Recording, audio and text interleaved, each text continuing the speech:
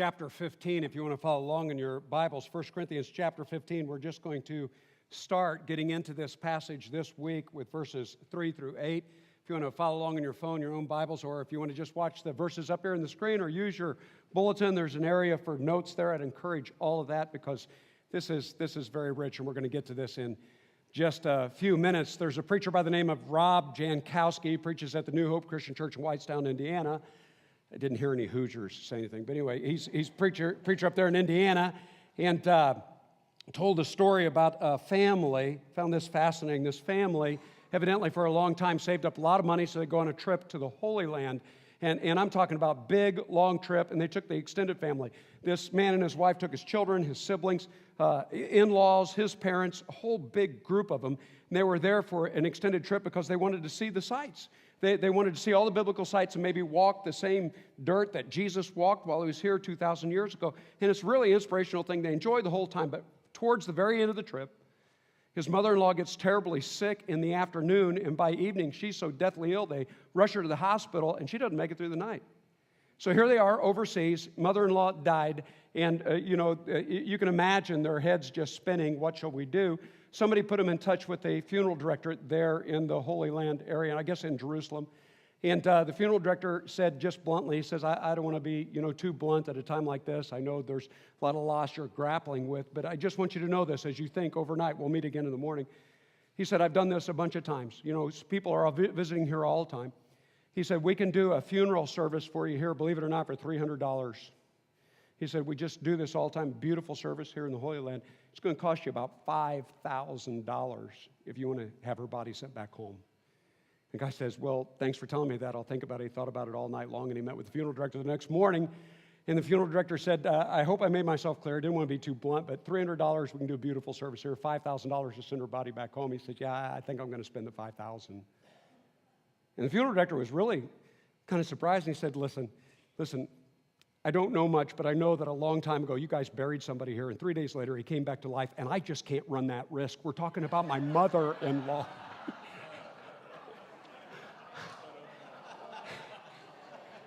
I should have told you it was a made-up story ahead of time, right? I would say sorry, but I really like that story. I like that story because it gets us in the mind of the resurrection, coming back to life. And I know that historically, traditionally, we think of this as Palm Sunday, next Sunday as Resurrection Sunday. But I'm going to start with Resurrection Sunday today because there's just too much to cover, and it's too good, and sometimes we're just cut too short next week. So we're going to start with this passage, and we're going to look at the first half of this and set the groundwork, because this is a passage that I don't know, I always call it an if-then passage. It's like an if-then argument, where you start off with, let's get all the evidence, and let's make sure that we understand the if. If this really happened, if it's true, then there are implications of this, right? In fact, here's the terms that we're going to use this week and next week. First of all, we're going to deal with the fact, the historical fact, and the proof for the historical fact of the resurrection, that Jesus came back to life. And then we're going to look at the fruit. Now, why am I using the term fruit? Because this passage does. It talks about the fact that because Jesus rose from the dead, he is the first fruits. You know what that implies? He's the first. There's a lot more to come. In other words, the implication, and by the way, he doesn't leave you hanging. He really nails it down. These implications are for you and me. It means everything is changed. Everything's different because he rose from the dead. That's what we're getting into next week. This morning, it's the fact. And what I mean by that, let me be as clear as I can, not just that Jesus rose from the dead. I mean he rose from the dead physically, literally, in history. Follow me for just a minute. I may be overstating this, but I'll be quick. Let's say we got 5 people, right? These 5 people are in terrible physical condition because their hearts are ready to give out. They have had some sort of disease, some sort of trauma. Something happened, and the best medical advice says they've got 2 to 4 weeks, and they're going to be dead if they don't get a new heart. We've got 2 options. Option number 1 is bring in a motivational speaker to talk about having a new heart, to get people feeling better about themselves. Option number 2 is this hospital that specializes in heart transplants, and we can take them over there. We've got the best surgeons in the world, and we've got compatible hearts that will not be I don't know all the medical stuff, but will not be rejected, right? The kind of hearts that are actually going to work, and we got the surgeons, we can actually put new hearts on. Which one are you going to go for? You understand what I'm saying? I don't want to downplay. I mean, part of my job is being motivational, right? I don't want to downplay the significance of you know what? Being energized, being motivated. That's important, and it actually has an effect on our physical well-being. But if you need a new heart, and your heart's going to give out in 2 to 4 weeks, right? You don't just need a motivational talk. You need a new heart. Listen, sometimes people approach the resurrection just as a motivational, hey, don't give up, stand for the right against the wrong and all that stuff. And I don't want to belittle that, because to be energized, to be motivated, to be moved, to stand strong, that's all good, but it's not even the tip of the iceberg. Because what we are talking about here is something that literally in history physically took place. And we have to wrap our mind around that first, because once you nail that down, then the implications are enormous. That's next week. This week, the facts. You ready for this? 1 Corinthians chapter 15. Just the first few verses here. And again, I'm only going to scrape the surface, because he has argument after argument, proof after proof. These introductory verses are going to give us 3 proofs. See if you can catch them as we go through. I'm going to try to point them out so that we all can catch them. But here we go. Paul starts after introducing this topic in verse 3. Here's what he says. This is 1 Corinthians chapter 15, verse 3. For what I received, I passed on to you as of first importance. He's really making the point here that everything, if you can take a pyramid and turn it upside down, everything that we are as Christians, believe and live, it all rests on one thing, that Jesus conquered death. It really does. It doesn't get any bigger than this. He says this is of first importance, that Christ died for our sins, notice this phrase, according to the Scriptures. Verse 4, that he was buried, that he was raised on the 3rd day, according to the Scriptures. Why is he repeating himself? I think he's making a point. In fact, this is the first point that I kind of want us to make a mental note or a literal note of, and that's this. There are prophecies. What does he mean when he says according to the Scriptures? What he means is for hundreds of years, in some cases over 1,000 years ahead of time, God has already been talking about this. One of the things that people have to grapple with, one of the things that people have to think about, especially if they're trying to weigh out, is this really true? I mean, it'd be great if it was true, but is it really true? One of the things you have to grapple with is all the prophecies. We're not just talking about a prophecy, we're talking about dozens and dozens. In fact, depending on how you cut it, what you're talking about, there are hundreds of prophecies in the Bible, unlike any other kind of prophecies you're going to find in any other kind of old writing. There are specific detail given about what's going to happen to Jesus even before he comes, the forerunner, about where he's going to be born, the name of the town, about the fact that he's going to have to go down to Egypt for a period of time, where he's going to be brought up once he starts his ministry, how he's going to be received. By some, he's going to be well received. By others, he's going to be hated. There's going to be one of his closest followers who's going to betray him. There's going to be a mock trial. These things are all told hundreds of years before they ever happen. He's going to keep his mouth closed during his trial. He's going to be put on a cross. He's going to be executed in a way that people had no idea existed when they talked about it in prophecy. And they said while he's on the cross, people are going to make fun of him. In fact, it says specifically what they're going to say out of their mouths while he's on the cross. It even talks about the Roman soldiers and what they're going to do with his clothing, the casting of lots. It talks about his burial and the fact that he's going to rise from the dead. And it talks about the movement that's going to take place after this. There are hundreds of these predictions. How do you explain that? Listen, let me make this as clear as I possibly can. I was in a class one time. I was at this congregation. We were over there in the other building, and we were talking about prophecies.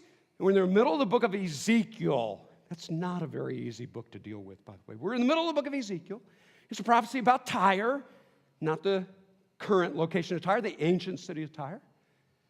And it said that it will never be rebuilt. In fact, the Bible said that one of the things that God deemed for this ancient site is a place where fishermen will cast their nets. And during class, one of the visitors who was visiting the church that day pulled up Google Earth And he zeroed in on the ancient site of Tyre, and there were fishermen with their nets spread out over the rocks, and we all got goosebumps. It's kind of like, how do you explain this stuff? It's a proof. And we'll never get there if I just focus on one proof. Let's keep going. You have to deal with the prophecies first, right? You have to deal with the prophecies. And tie this together. You know what the prophecies point to? Prophecies lead you to believe this stuff's true. It's a fact. It is an established fact of history. There are other prophecies. Then in verse 5 and following it says, after talking about what was according to the Scriptures, he says, and that he appeared to Cephas, that'd be Peter, then to the 12, and after that, he appeared to more than 500 of the brothers and sisters at the same time. At the same time. All sorts of appearances over the next 40 days and after his resurrection. And sometimes the crowds were so big there were more than 500 people there. And then he makes this comment, most of whom are still living. We're going to come back to that one, okay? Most of them are still living. I think it's significant that he points that out. Though some of them have fallen asleep. It's a way of saying some of them have already died. Verse 7, then he appeared to James, then to all the apostles, and last of all, he appeared to me also as one abnormally born. What has he moved from? He's moved from it's according to the Scriptures, the prophecy, to the personal witnesses, personal testimony. You've got to deal with what all these people are saying. Listen, and there are hundreds of them. You get a couple witnesses, you're not supposed to accept anything by the voice of one witness, but you get two witnesses, you need to pay attention. What happens when you get over 500? Wow. I'm just saying, if we had time, we'd delve into this a little bit more, but let's just put this on the table. You got the prophecies, then you've got the personal accounts, the personal witnesses. But there's one other thing. Remember that phrase I asked you to hold on to? They're still living. Listen, I want to parse this out because there's really two different arguments. It's not just the prophecy, there's the personal testimony, but there's also the period of time. The period of time. And I know we've talked about this before. Please retread these steps with me. The period of time is so significant because what did he say? They're still alive. They're still alive. Let me try to do it this way. Let's say we could project ourselves into the future about 5 years from now. And 5 years from now, I don't care where you are in the United States, but you go to the grocery store and you get a loaf of bread and you notice that all bread is red. And it's kind of like, what? They started adding food dye to bread, so 5 years from now, you can't buy a loaf of bread that's not red. And so since you've been projected 5 years in the future and you have no idea what's happened in the last 5 years, you start asking, why in the world is all the bread red? And they say, well, where have you been for 5 years? And you say, it's a long story. And they say, it all happened back in a little place down in Florida called Merritt Island. It happened in January of 2019 when 90% of the people on the island dropped dead because they were eating bread.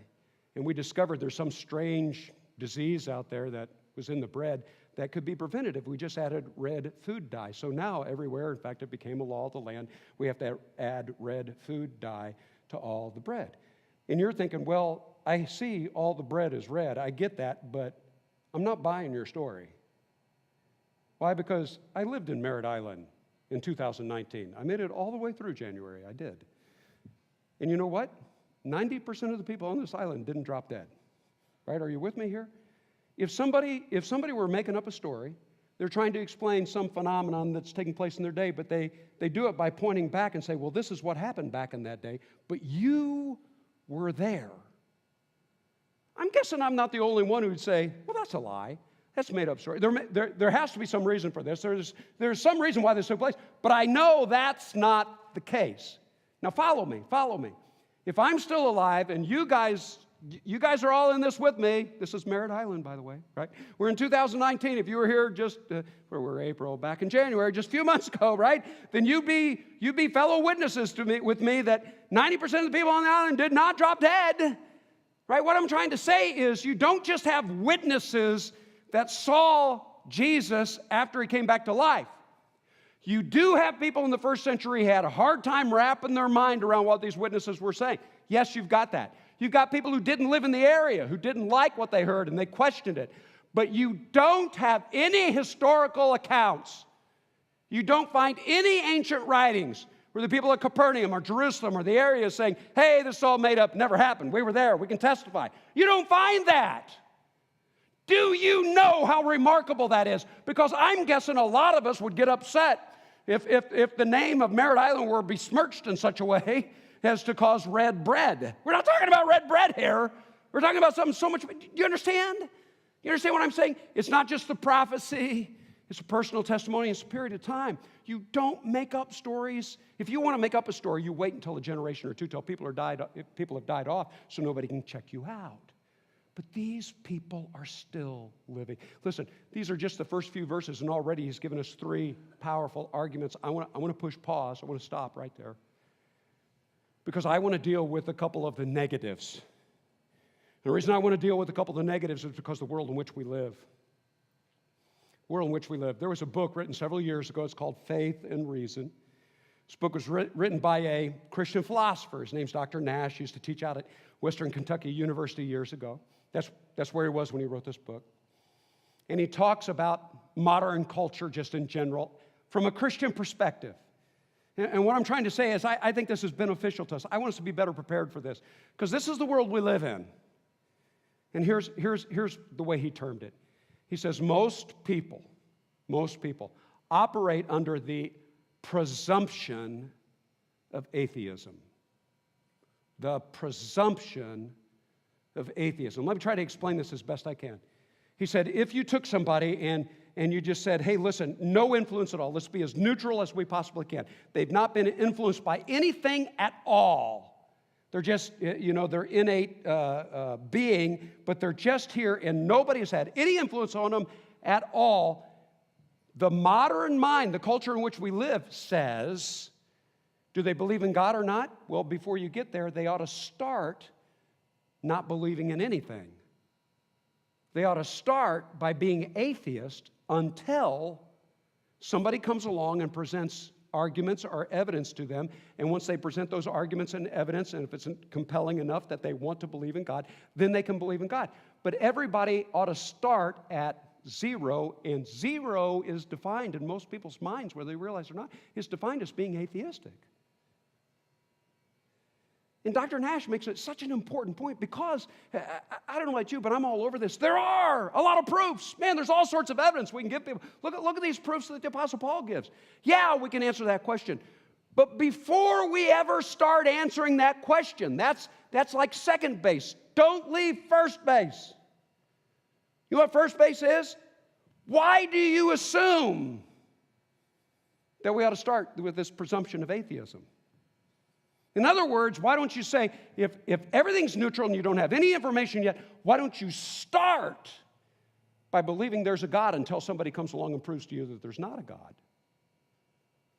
I'm telling you, I've had a lot of time to chew on this, and I know I'm hitting you kind of cold with this, but I'm telling you, most people, it's a presumption that people make. Most people say, well, that's not neutral. Well, why? And don't misunderstand me. I'm happy to get to the arguments and everything else. But before I get to the arguments, tell me why.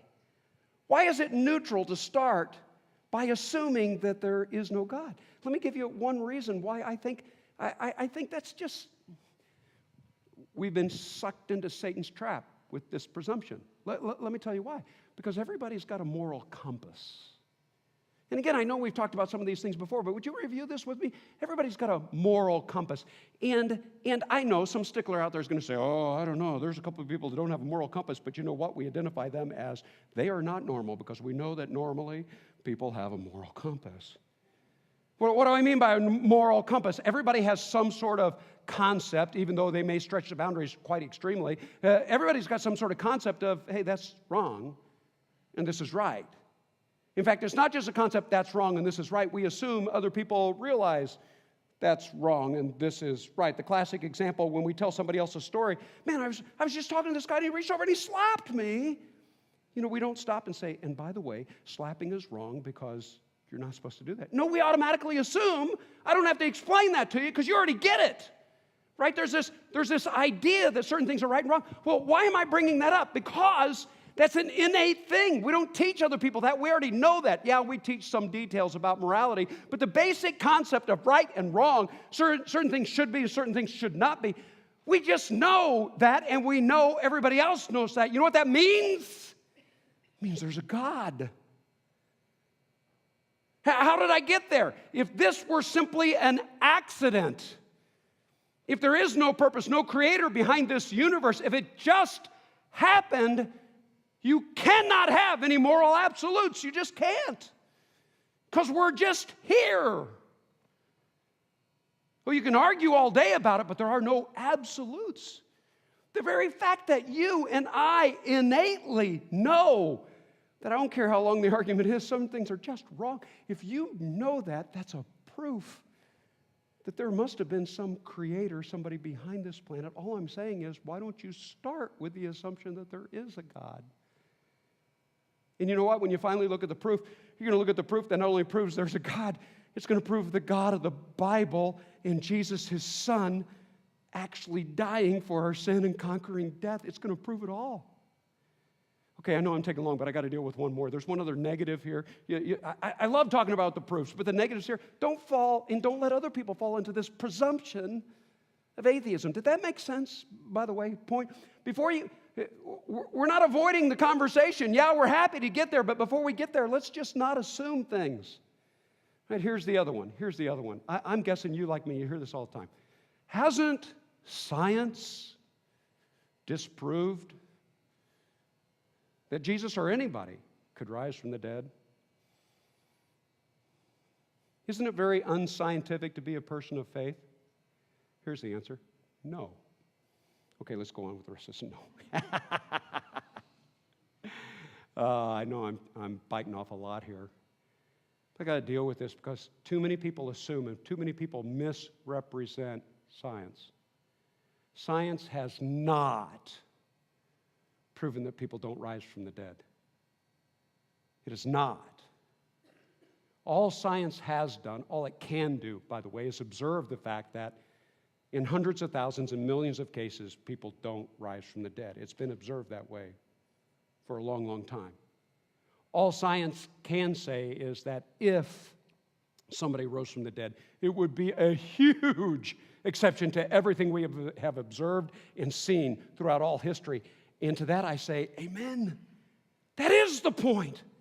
In fact, that's one of the reasons God chose to do something like this. It's something that could never happen in this natural world. It has to be a God who stands above and beyond this world, intervening in this world for something like this to happen. I'm glad people observe this scientifically. But let me cut to the chase here. Here's the real point. What is the answer of science? And the best answer I can, and I know, big subject, but the best answer I can give is this one. Have you ever heard of scientific discoveries? Ever heard anybody talk about a scientific discovery? Usually, you know what they mean? They mean that scientists have discovered something. Hey, they have discovered something that for maybe decades or hundreds or even thousands of years, observing hundreds of thousands, millions of people they've never seen before. So does that mean if a scientist discovered something now that scientists have not observed in hundreds of years, observing millions of people, that it can't be? Why can't it be? Because we've never seen it before. That's why you call it a scientific discovery. Do you understand what I'm saying? For somebody to say on the basis of science, I cannot accept the resurrection, on that same intellectual basis, you will not accept any new scientific discovery. Okay, I'm done.